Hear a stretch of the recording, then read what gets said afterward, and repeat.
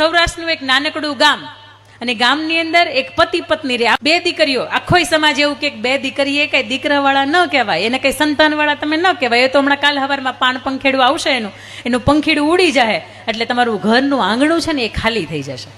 અને ત્યારે એ ભાઈ રણછોડભાઈ એવું કહે કે કઈ વાંધો નહીં, ભગવાને જે કર્યું એ, પણ બે દીકરીઓમાં અમે ખુશ છીએ. ધીરે ધીરે કરતા એ દીકરીઓ મોટી થાય, એકને 10મું આવે, એકને 12મું આવે.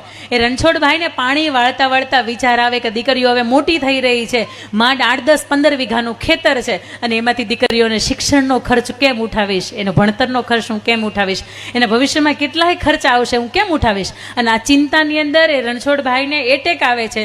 એ માણસનું પ્રાણ પંખેડું ઉડી જાય, ઘર એમ કહેવાય કે નોધારું થઈ જાય, ઘર ખુલ્લું થઈ જાય, કારણ કે મોભારું છે એ ઘરનું ઉડી જાય, અને 3 દિવાલ વધે, બંને દીકરીઓ ને એક એની માં. પણ બને છે એવું કે જે તે સમયે રણછોડભાઈએ ગામના કોઈ 2-4 વ્યક્તિઓ પાસેથી 3,60,000 રૂપિયા લીધેલા, કે એને પાછા આપવા માટે હજી પોતે બચ્યા નહીં.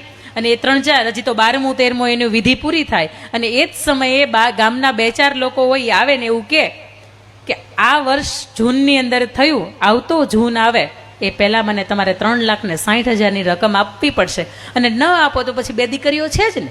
આટલું બોલ્યા ને જતા રહ્યા. અને દીકરીઓને અંદરથી તિખાર્યો થયો કે બાપની હવે હાજરી નથી, ભાઈ આપણે ઠેકાણે નથી, અને માં હવે કરી ન શકે, એટલે જે કરવાનું છે ને એ આપણે કરવાનું છે.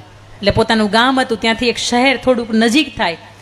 બંને દીકરીઓ છે, એક 10મું ભણે, એક 12મું ભણે, સવારથી બપોર સુધી શાળાએ જાય. બપોર પછી એમ કહેવાય કે બેનપણીઓનો સાથ લઈને એ પાણીપુરીનો મસાલો બનાવે. બપોરે પછી એ બુકાની ધારી પોતાના વસ્ત્રો છે ને એમાં બ્લેક કલરના વસ્ત્રોથી પોતાનું મોઢું ઢાંકી દે, અને બપોરથી સાંજ સુધી એ શહેરની અંદર એ પોતે રેકડી લઈને પાણીપુરી વેચે.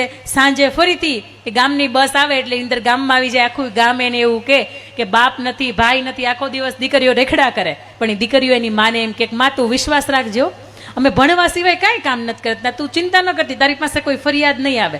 અને આખરે 6-8 મહિનાનો સમય વીતે એટલે માં એવું કે બેટા આપણે એમ કરીએ કે મારી પાસે એક મંગળસૂત્ર રહ્યું છે અને એક ઘરનું આંગણું રહ્યું છે, આપણે એને વેચી નાખીએ, કારણ કે 3,60,000નું તમારા પપ્પાનું દેવું છે ને એ ભરવું પડે એમ છે. તે દિવસે દીકરીઓ ફોડ પાડે છે કે માં તું ચિંતા ન કર, અમે સવારે 10મું અને 12મું સવારથી બપોર સુધીની શાળામાં અમે પૂર્ણ કર્યું છે, અને બપોર પછીથી સાંજ સુધી આ શહેરની અંદર અમે બેનપણીઓના સાથથી અમે પાણીપુરી વેચી છે, અને એમાંથી 4,20,000 રૂપિયાની અમે કમાણી કરી છે. કે માં આલે તારા 3,60,000 તું ભરપાઈ કરી દે, એ માણસ આપણી સામે અવળી રીતે જોવું ન પડે. સાહેબ આ દીકરીઓ છે, 10મું ને 12મું ભણતી આ દીકરીઓ છે.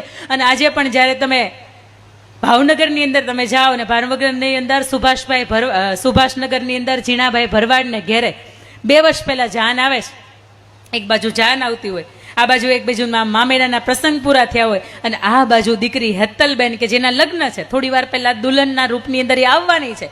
દીકરીનું પ્રાણ પંખેડું ઉડી જાય ત્યારે ઝીણાભાઈ ભરવાડ નક્કી કરે કે કાળિયા ઠાકરે જે કરવું હતું એને કર્યું, પણ હવે હું એક બીજો નિર્ણય લઉં છું કે મારી નાની દીકરી છે ને એને હું આ મંડપની અંદર પરણાવું છું, કારણ કે જાને પાછી જાય ને એને અપશુકન કહેવાય. તે દિવસે જેની બધી બેનપણીઓ હતી ને એવું કહેતી હતી કે તું કહેતો ખરા કે મને પરિવાર ગમે છે કે નહીં, મને વ્યક્તિ ગમે છે કે નહીં, આજ સુધી તેને જીજાજી કહ્યા છે, હવેથી આજથી તારો ભડથાર થવાનો છે, તું તારો રાજીપો વ્યક્ત તો કર. અને તે દિવસે 21 વર્ષની દીકરીએ સાહેબ એવું કીધું હતું કે મારો બાપ જે નક્કી કરે ને એ ઠેકાણું બરોબર જ હોય. આ તો એને મારી પાસેથી જીવન માંગ્યું છે, કદાચ પ્રાણ પણ માંગી લે ને તો મારે આપી દેવાના હોય, મારા બાપની વિરુદ્ધમાં ન જવાનું હોય. સાહેબ તમારી મારી દીકરીને આટલું શીખવજો કે પારકું કોઈ પણ વ્યક્તિ મા બાપની પરિવારની વિરુદ્ધમાં બોલે ને તે દિવસે એ સહસ્ત્ર હાથ લઈને સામેવાળાને વિંધી નાખે.